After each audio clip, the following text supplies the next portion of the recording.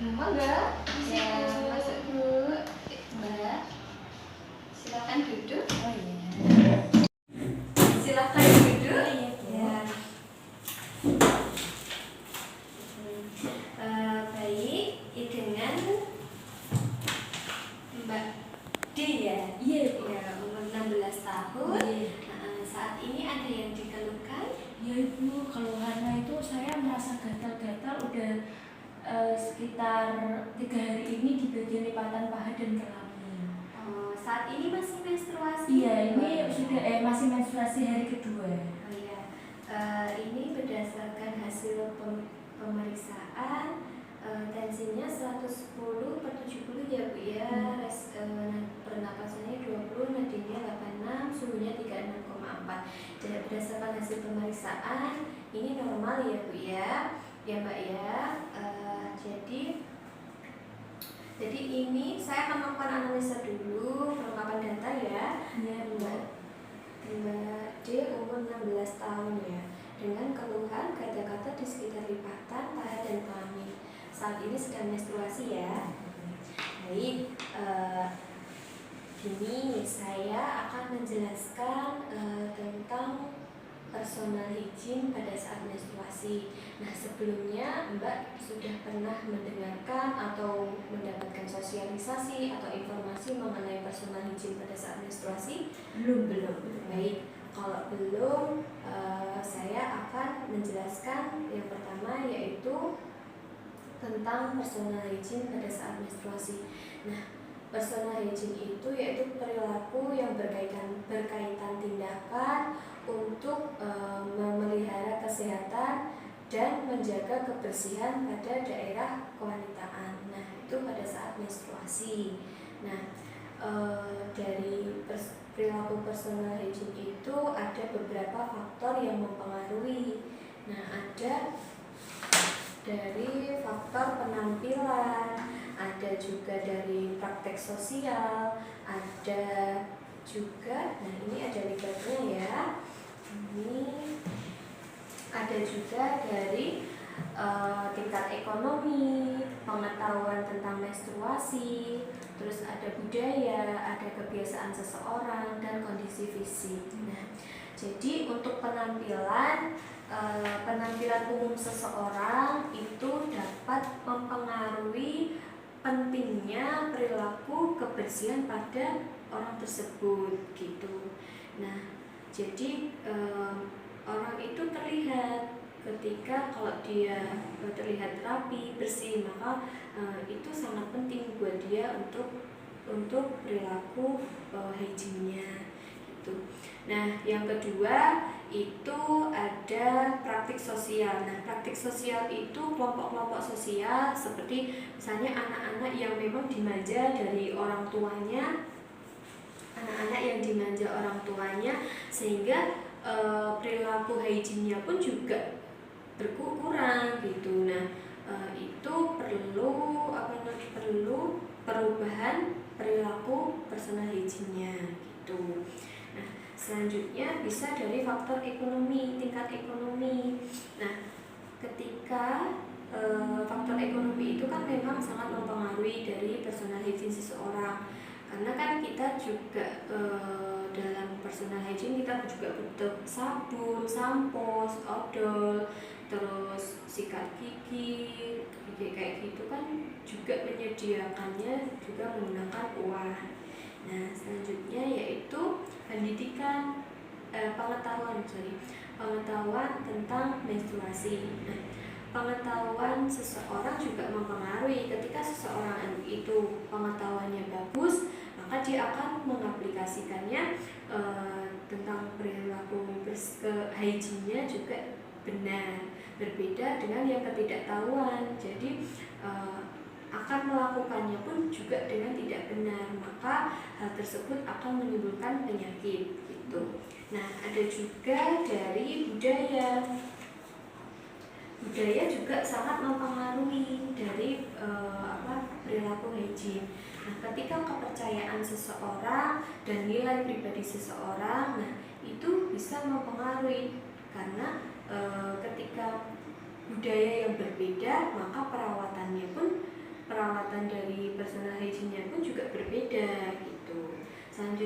juga dari kebiasaan seseorang. Nah, kebiasaan seseorang itu sangat mempengaruhi karena rasa keinginan dan pilihan. Misalnya ingin mandi jam kapan, terus pilih mencukur rambut kapan, keramasnya kapan, itu juga mempengaruhi. Nah, untuk produknya pun juga mempengaruhi. Jadi setiap orang kan juga biasanya berbeda-beda.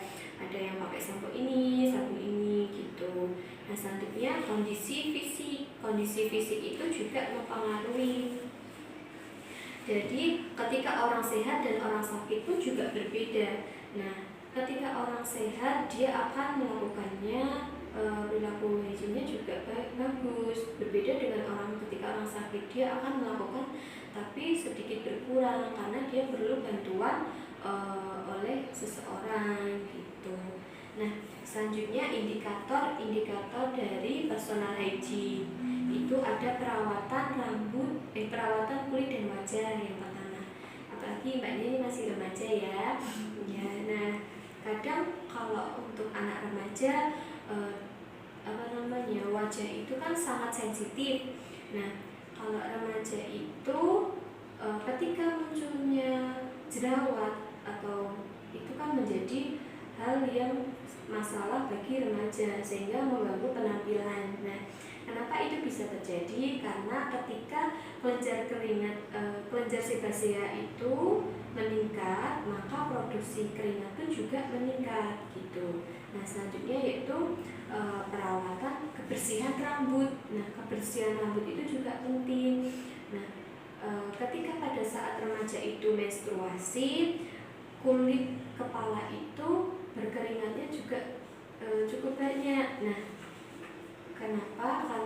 Nah, itu karena pada saat menstruasi kulit kepala itu mengeluarkan keringat yang banyak sehingga gampang timbulnya ketombe, terus bakteri, virus seperti itu.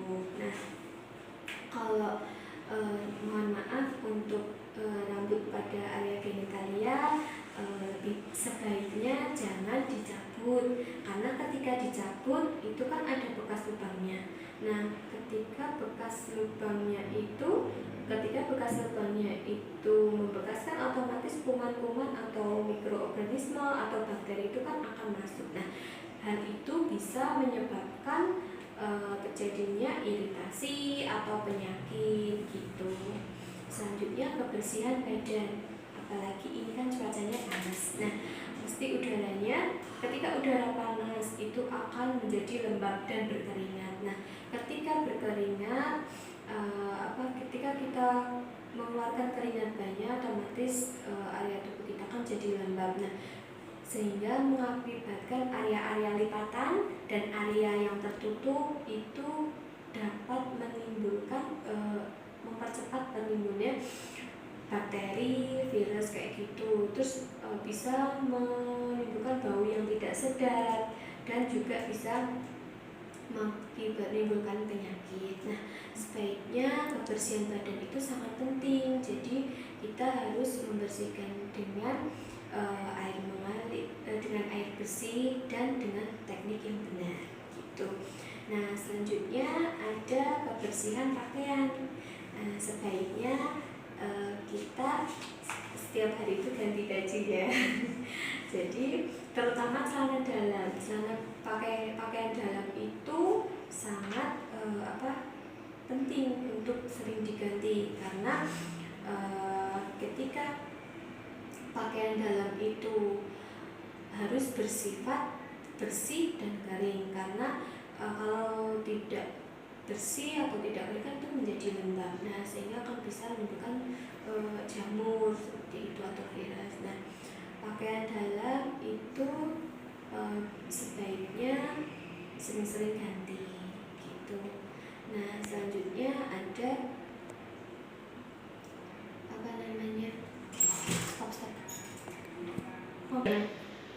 penggunaan pakaian dalam itu jangan terlalu ketat karena ketika ketat itu sifatnya lembab, jadi akan menimbulkan bakteri, akan nanti terjadi iritasi, bisa juga penyakit. Nah, selanjutnya pemakaian pembalut itu harus sering-sering diganti ketika pembalut itu sudah ada sudah ada gumpalan darahnya, itu harus segera diganti karena di situ akan cepat pertumbuhan virus, bakteri itu akan cepat di daerah gumpalan tersebut begitu. Nah, untuk cara membersihkannya dari personal hygiene itu apa aja? Nah, itu pertama yaitu kita harus mandi itu sehari minimal 2 kali. Terus keramas minimal 2 hari sekali. Terus mencuci muka minimal sehari 3 kali agar tidak terjadi agar tidak timbulnya jerawat itu. Selanjutnya memotong kuku dan membersihkannya. Nah, selanjutnya mencuci tangan setelah setelah pegang alat genitalia. Nah, selanjutnya yaitu menjaga kebersihan area genitalianya. Jangan menggunakan betadine, jangan menggunakan parfum atau pewangi atau lainnya gitu. Nah, usahakan nanti kalau membersihkan area genitalianya dari depan ke belakang ya. Kalau menjeboknya itu dari depan ke belakang. Nah, usahakan mengganti pembalut 4-5 kali sehari. Terus menjaga area genitalianya itu bersih, kering, jadi tidak lembab. Terus menjaga agar tidak terjadinya timbulnya bakteri gitu. Nah, untuk dampak atau masalah dari personal hygiene itu ada dampak fisik dan psikososial. Nah, dampak fisik itu berupa misalnya ketika pada saat menstruasi itu akan, jika tidak sering dibersihkan, itu akan menyebabkan terjadinya gangguan kesehatan reproduksi. Nah, terus kanker rahim bisa, terus keputihan. Nah, hal seperti itu kalau tidak segera ditangani maka akan bisa menyebabkan nanti kemandulan gitu. Nah, efek panjangnya nanti kualitas hidup seseorang bisa terganggu gitu.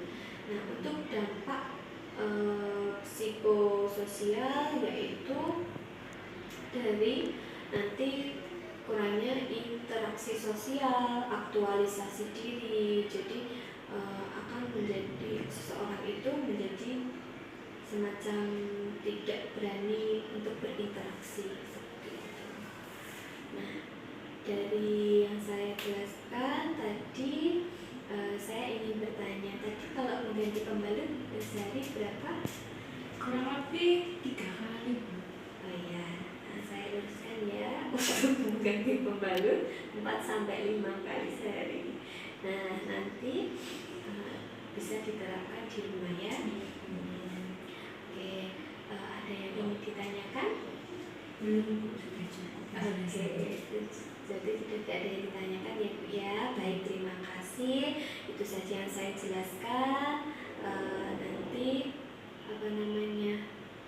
bisa diterapkan dalam kehidupan sehari-hari ya.